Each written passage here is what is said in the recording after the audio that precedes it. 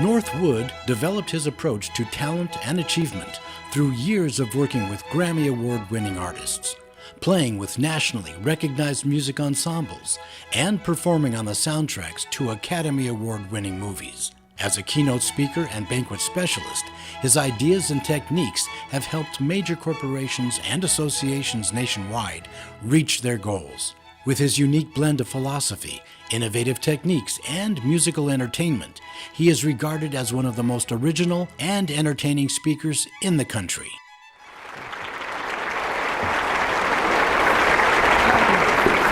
Thank you, everyone. First of all, I want to thank you for that very wonderful and very flattering introduction that I wrote. The talk today is about talent.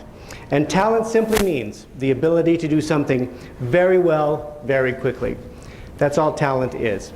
So I would like to dispel the many myths and misconceptions regarding the nature of talent and prove that contrary to most beliefs, talent is not an unexplainable phenomenon.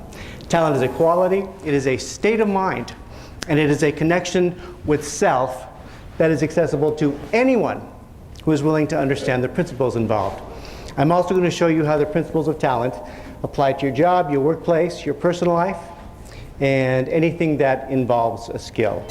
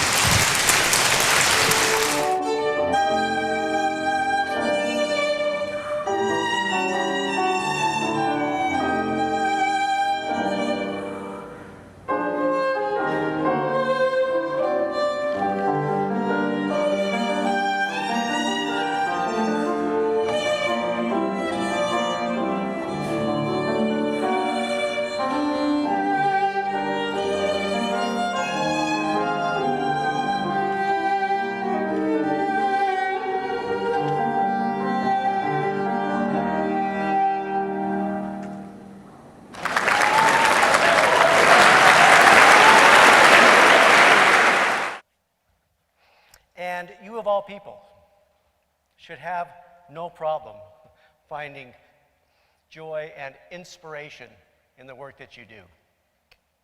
You know, I give presentations to a lot of different types of associations and corporations and so on. And a lot of times, I have to try really hard to dig down deep and figure out what it is that's inspiring about a person's work so I can bring it out and talk about it. No problem here. All you do is inspiring work. You do the greatest work in the world, and I mean that. Any work that is centered around helping other people is the greatest in the world. You do the greatest work in the world. And you do it for all the right reasons. I'm sure you don't do this type of work to become famous or to become billionaires. You do it because you want to help people.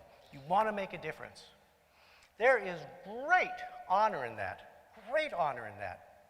And if life were fair, you would be getting the major movie star salaries, because what you do is far more important than what they do. What you do is more important than what I do. I feel very fortunate that I can fly around and spout my philosophy and play music, which I love to do. But you people are in the trenches, make the real difference, doing the real work to help people. You do the greatest work in the world. But you have to know how great your work is all the time, on a day-to-day, moment-to-moment basis, so that it's part of your foundation. You have to know how great your work is on the same level that you know the sun is coming up tomorrow. If you don't, it is a huge waste. It is a huge waste. About a year and a half ago,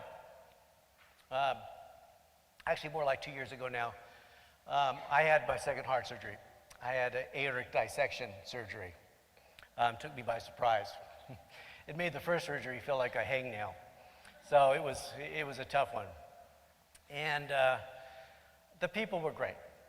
The nurses, therapists, everyone was just so great. And I want to say on a personal note that it is a real honor for me to be here. to speak with people like you. I feel honored and I feel very privileged because I do have tremendous respect for what you do on a very personal level. So thank you. I think you should all give yourselves a hand.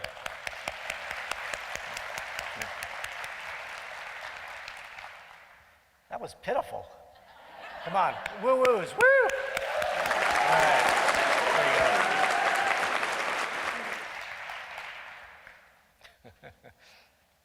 You know, I have so much high-tech equipment in me now, I feel like I should be a superhero. Aortic man. Able to withstand minimal exercise.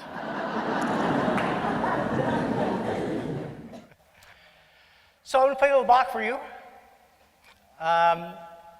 You might want to try to get the feeling of joy that Bach was trying to portray in this music. You can close your eyes and let the music take you where it will. Or you can watch, and I will try not to screw it up.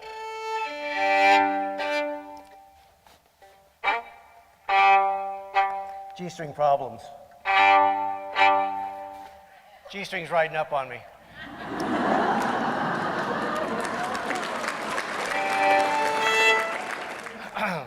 Anyone ever heard of the Mousetrap Sonata by an unknown 18th century composer? Mousetrap Sonata? No? Okay. This is the Mousetrap Sonata.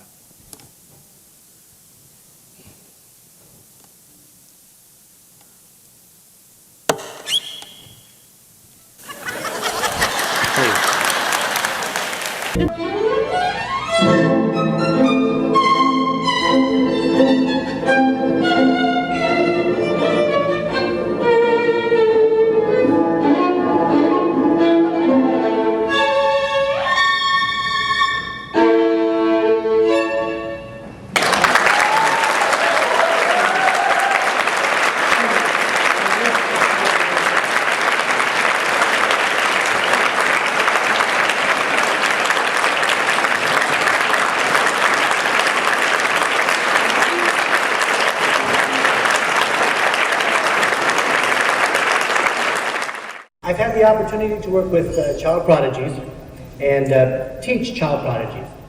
And I must say that I've heard a lot of pretty wild theories on how children can do what they do.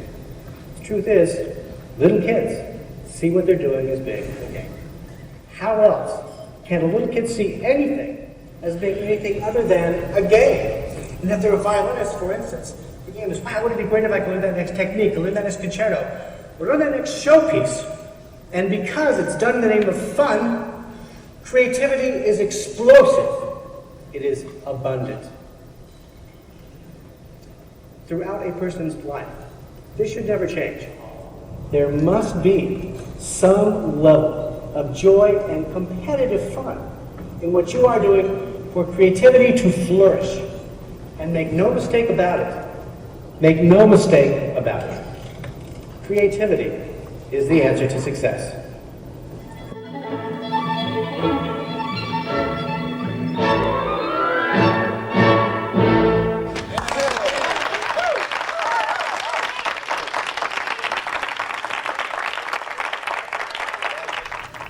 You know, if I play a simple run on the violin, for instance, you know, I'm never just playing notes. There's always a constant matching and comparing going on between what I'm doing here and the vision. And the vision is always perfect. Now, I'm never going to actually reach this level of perfection, but in striving to do so, and always having that goal crystal clear in my mind, I can come pretty close. This visualization is so important. It is so important to anyone who is trying to reach a goal. And there are a lot of notes to visualize on the violin. A lot of notes. Anyone know the range of a violin? Anyone know what the violin's range is? I'll tell you, the range of the violin is about 20 yards.